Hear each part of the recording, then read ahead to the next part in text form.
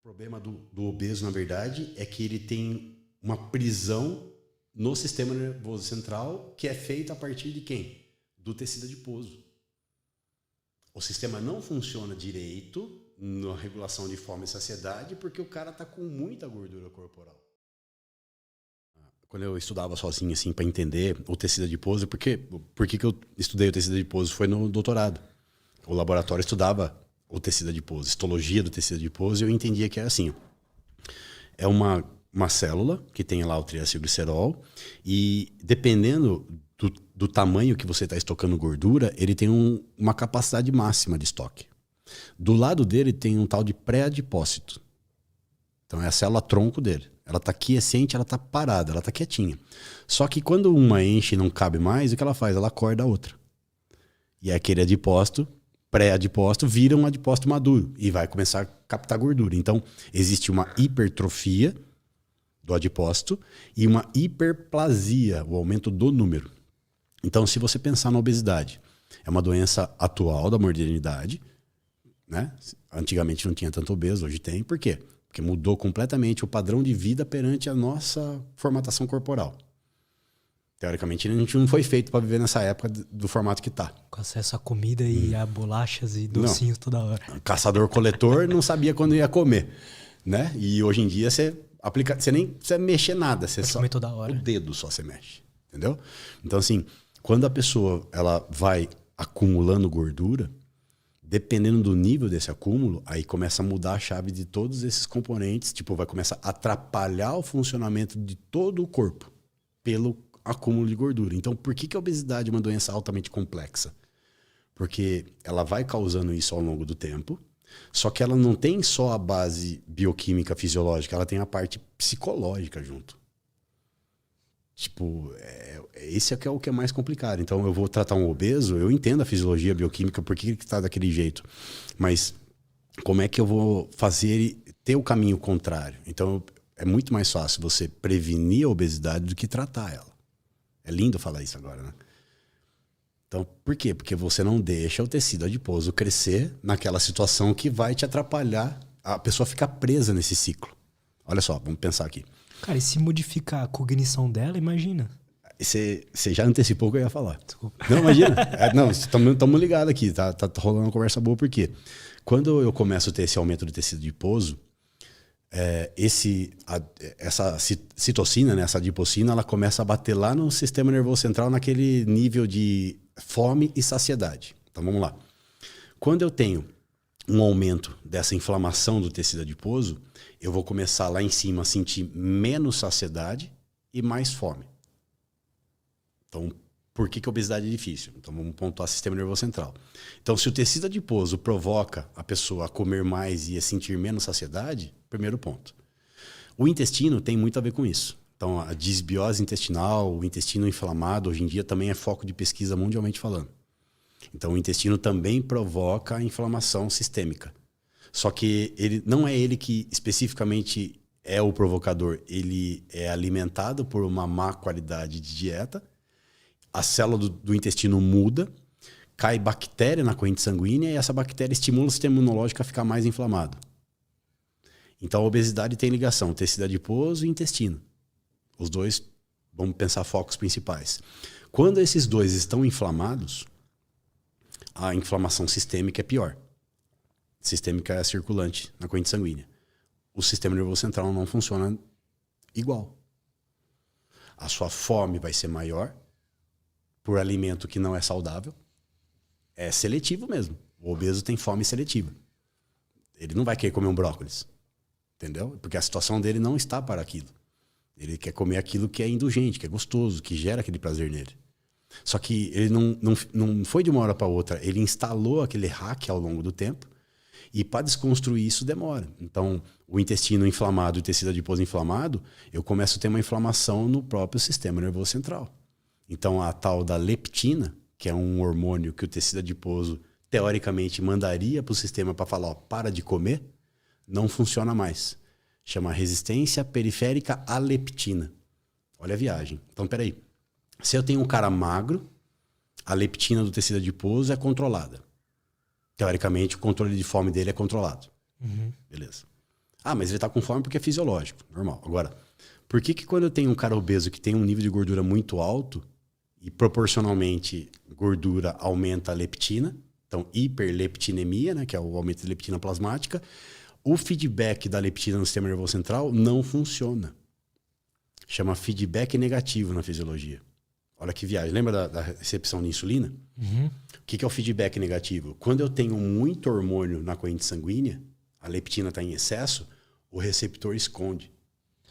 Caramba, então o que era pra ele sentir mais fome, porque quanto mais leptina, mais fome o cara sente, só que tá tão em excesso. É isso? Não, na verdade, a saciedade. A saciedade, desculpa isso. A leptina, teoricamente, ela tem um hack ali no sistema nervoso central, ela bate no receptor que estimula o neurônio de saciedade. Tipo, para de comer porque você tem estoque lá embaixo. Né? Só que, fisiologicamente falando, o cara vai comendo, vai ganhando peso. Tipo, um homem de 35% de gordura é acima da média. Essa leptina é proporcional ao tecido adiposo e ela fica altamente concentrada, tipo 20 vezes mais do que o normal no sangue. Como a fisiologia é sábia, cara, se eu não tenho capacidade de receber toda essa leptina, o que o receptor faz? Ele esconde. Na ciência chama down regulation, feedback negativo. Para todos os hormônios é assim. É verdade, já ouvi falar os neurocientistas da dopamina falando sobre isso também. Isso, aí a gente pode entrar nisso também que tá ligado. Então a insulina, né, a leptina, ela teoricamente era para saciar, mas como o cara tá obeso e deu feedback negativo na leptina lá em cima, ele vai sentir fome. Porque tem uma outra prima da leptina que eu brinco, que é a tal da grelina, que é um outro peptídeo do estômago e não sai do tecido adiposo. Lembra da maçã, do ronco da barriga? Uhum. Quando a sua barriga está roncando, o corpo ele tem que usar algumas comunicações, tipo um WhatsApp para o sistema nervoso central. Então, o tecido do estômago manda a grelina, que é um peptídeo proteico, porque o seu saco estomacal está vazio e você precisa sentir fome para sobreviver. E aí a grelina bate no sistema nervoso central e estimula a sua fome. Então, beleza. Já falei de leptina e falei de grelina. O que tem a ver a obesidade? O obeso com muita gordura corporal, ele tem excesso de leptina. Excesso de leptina esconde o receptor.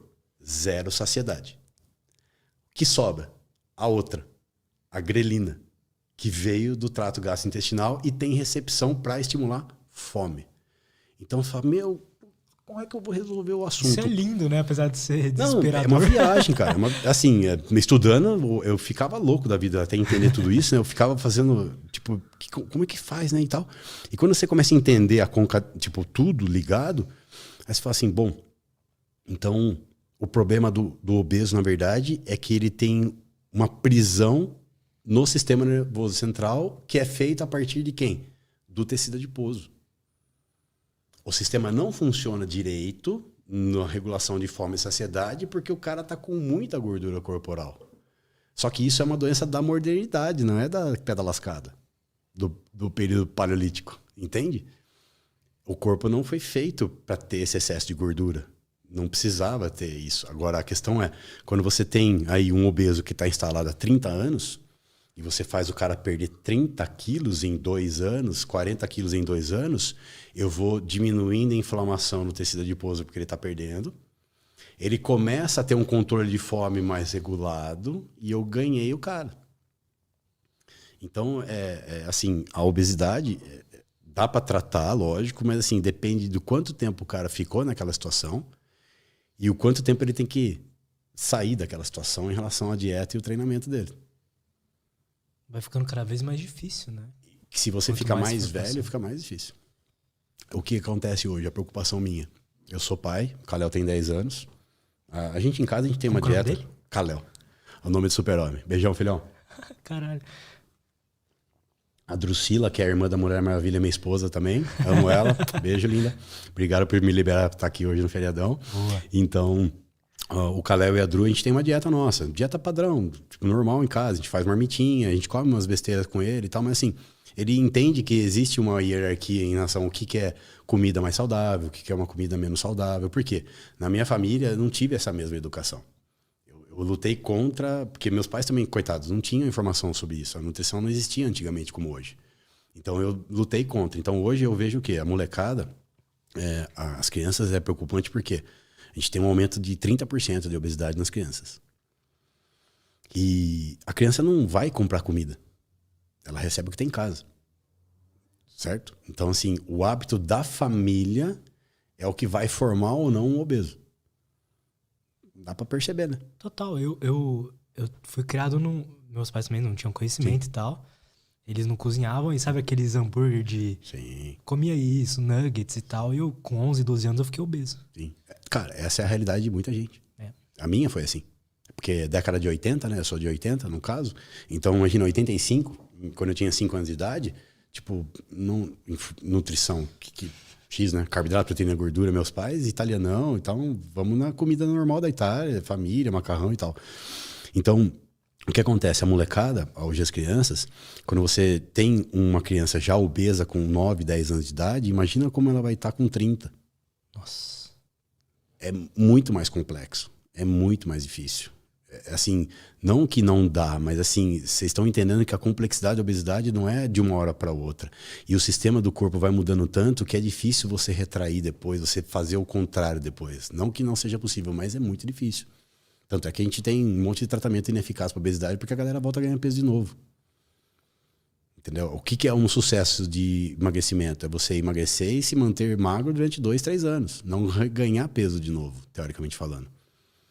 Então, se a família não ensina ou não tem um hábito correto de alimentação, o pai já tem sobrepeso, a mãe já tem sobrepeso, fatalmente a criança vai ter sobrepeso.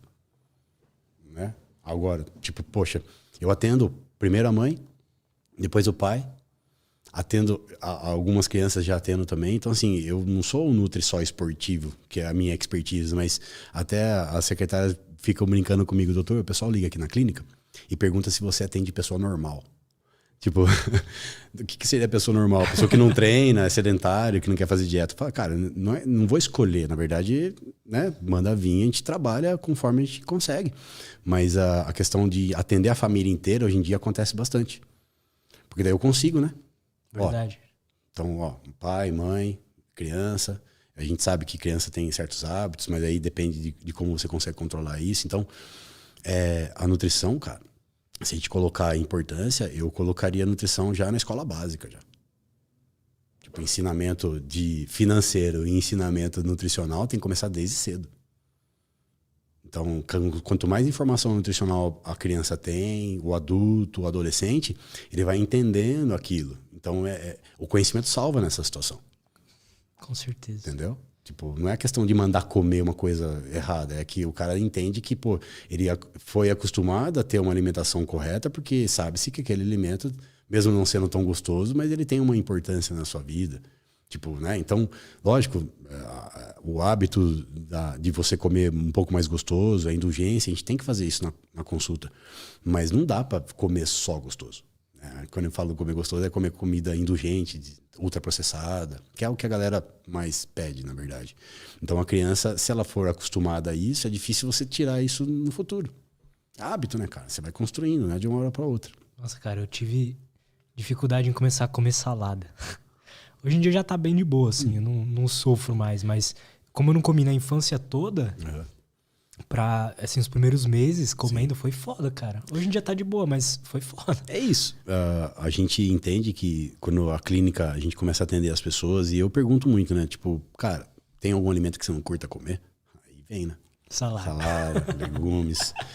Tem gente que não come, sei lá, determinado tipo de alimento. Sei lá, tem gente que não gosta de comer banana. É característica de cada um. Né? Tipo, eu não pego mal porque cada um é cada um e tudo bem. Agora, a relação de você ensinar a qualidade alimentar e por que ter aquele alimento, lógico. Então, pô, você não consegue comer legumes e salada, começa com tomate cortado. Né? Tem uma fibra na alimentação, chama psyllium. Uma fibra isolada. Ela é uma fonte de carboidrato e fibra. E ela é um espessante, que a gente fala. Então, você coloca ela numa crepioca, numa tapioca com ovo, a massa fica mais cremosa. Então, a fibra dá consistência. E essa consistência dá saciedade no final da história. Então, um dos segredos do sucesso é... Você fala mal da tapioca? Não falo mal. Na verdade, você colocar um ovo e psyllium para fazer uma crepioca, você diminui a velocidade de absorção dela. Então, aí é informação nutricional. Tipo, eu não vou demonizar um alimento ou outro. Vai depender de como a gente prescreve isso. Então, para o adulto, para a criança, para o idoso, esse ensinamento é meio que padrão. Tipo, o cara tem que entender o que é carboidrato, o que é proteína e gordura. Tipo, por que ele tá comendo aquele pão, mas não com manteiga, mas com ovos? Uma melhor mistura, né? Aham. Então, é esse ensinamento inicial que às vezes eu pego nas pessoas. Eu nem uso uma prescrição hard em cálculo.